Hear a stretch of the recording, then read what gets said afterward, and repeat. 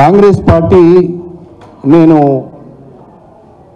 MCR హెచ్ఆర్డీలో గౌరవ ముఖ్యమంత్రి గారు ఉమ్మడి జిల్లాల వారీగా కాంగ్రెస్ పార్టీ ముఖ్యులతో సమావేశమైనట్టుగా నేను చూశాను.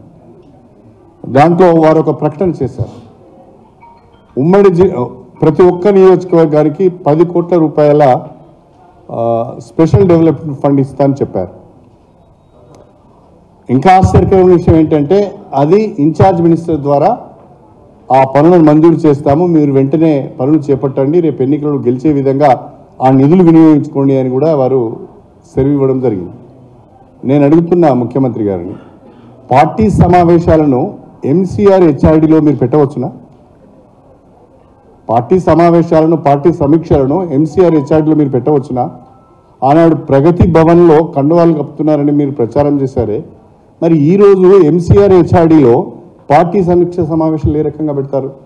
మీ గాంధీ భవన్లో పెట్టుకోవాలి, కానీ ఎంసీఆర్ హెచ్ఆర్డీలో పెట్టవద్దు కదా.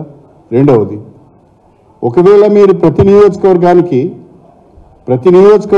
10 కోట్ల రూపాయల నిధులు ఆ నియోజకవర్గ అభివృద్ధి కొరకు ఇవ్వదలుచుకుంటే ఎన్నికైన ప్రతి ఒక్క ఎమ్మెల్యేలకు కూడా దాంట్లో భాగస్వామ్యాన్ని కల్పించాలి.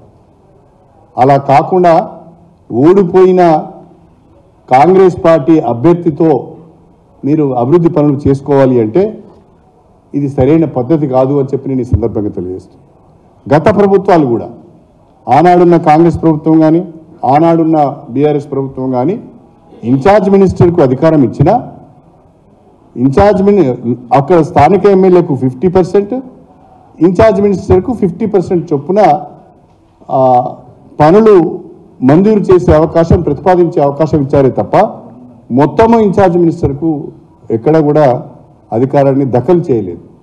కానీ ఈరోజు పూర్తిగా కాంగ్రెస్ పార్టీకే మేలు చేసే విధంగా ముఖ్యమంత్రి గారు ఈ ప్రకటన చేయడం ఇది ప్రజాస్వామ్యానికి మంచిది కాదు, ఇది ప్రజాస్వామ్య వ్యవస్థ కూడా మంచిది కాదు.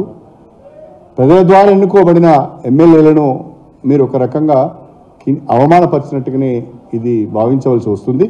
కాబట్టి గత ప్రభుత్వాలు ఏ పద్ధతిని అయితే పాటించాయో ఆ పద్ధతిలో మీరు కూడా ముందుకు వెళ్తే బాగుంటుందని చెప్పి నేను ముఖ్యమంత్రి గారిని కోరుతున్నాను.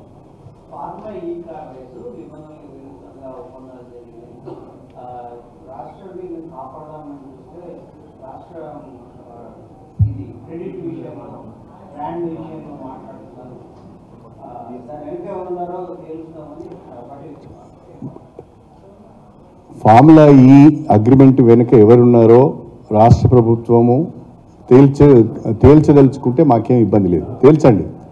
కానీ ఫార్ములా ఈ అనే ఒక కార్ రేస్, ఒక ప్రోగ్రామ్ కనుక హైదరాబాద్లో జరిగితే అది ప్రపంచ దృష్టిని ఆకర్షిస్తుంది, హైదరాబాద్ బ్రాండ్ ఇమేజ్ పెరుగుతుందనే ఒక సదుద్దేశంతోనే దానికి నిర్ణయం తీసుకోవడం జరిగింది తప్ప ఒకవేళ దాంట్లో ఏదైనా లోటుపాట్లు జరిగితే దాన్ని సరిదిద్దండి.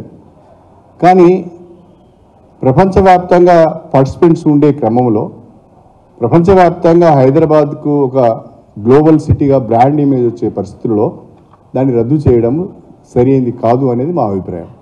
ఒకవేళ ఎవరైనా పొరపాటు చేసి ఉంటే, అగ్రిమెంట్లో ఏమైనా పొరపాట్లు జరిగి ఉంటే మీరు ఎంక్వైరీ చేయండి, చర్యలు తీసుకోండి. కానీ పొరపాటు జరిగిందని మొత్తం ఫార్ములా ఈని రద్దు చేయడం సరైనది కాదు.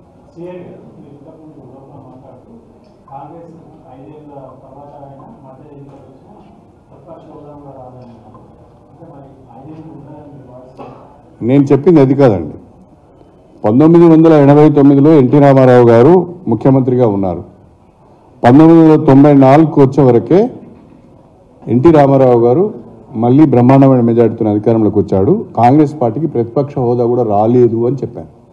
మీకు గుర్తుందో లేదో, 1994లో కాంగ్రెస్కు 26 సీట్సే వచ్చాయి. నేను అప్పుడే ఫస్ట్ టైం ఎంట్రీ అయ్యాను, ఎమ్మెల్యే అప్పుడే వచ్చాను. నేను 26 సీట్లే వచ్చాయి. మీకు బహుశా మీకు చాలామందికి తెలిసి ఉండాలి, ప్రతిపక్ష హోదా రాలేదు వాళ్ళకు.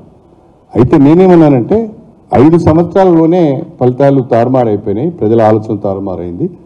మనం ఎవరం కూడా మా క్యాడర్కి మేము భరోసా ఇచ్చుకోవాలి కదా, మనం ఎవరం కూడా కుంగిపోవాల్సిన అవసరం లేదు, బాధపడాల్సిన అవసరం లేదు. వీఆర్ అగైన్ కమింగ్ బ్యాక్ అని చెప్పాను. Definitely will come back. Thank you.